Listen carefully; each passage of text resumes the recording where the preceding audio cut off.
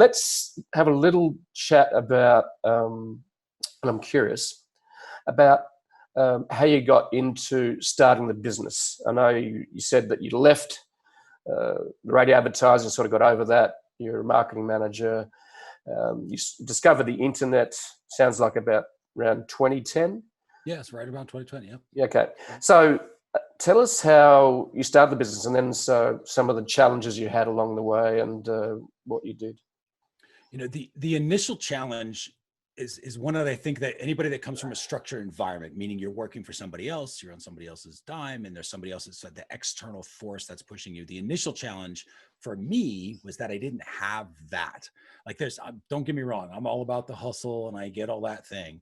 But at a certain point, it was like, well, you don't have to get it done this moment. There's no one that's going to, bust you at a meeting publicly tomorrow if this happens or anything like that.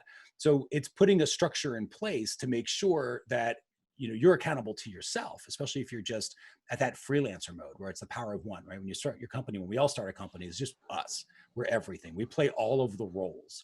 And so for me, it was being aware that I was playing all of the roles. And I think that's the biggest shift that I went through, because when I realized, like, if it was just like, oh, I need to do this for myself, for my own little company, there wasn't really that, but it was like me as the employee, let's say the website builder role where I had to, or the content or the instructor role, or the marketing role, or the manager role.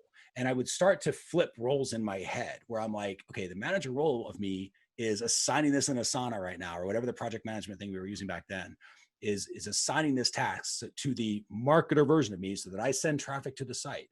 The manager part of me is assigning this task to the instructor role so that I can get this done. And for me, I had to structure it like that so that, one, I could get the job done and it made sense, right? There was just this little structure that I was familiar with. But two, because it very quickly made me aware of all the roles.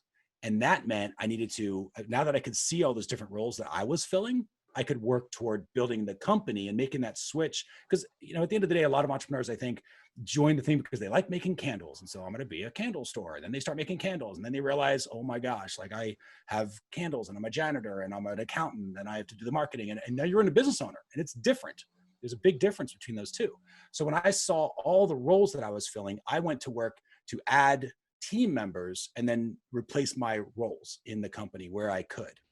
And so that role model has really been the biggest thing that I learned the earliest to help me kind of move things forward.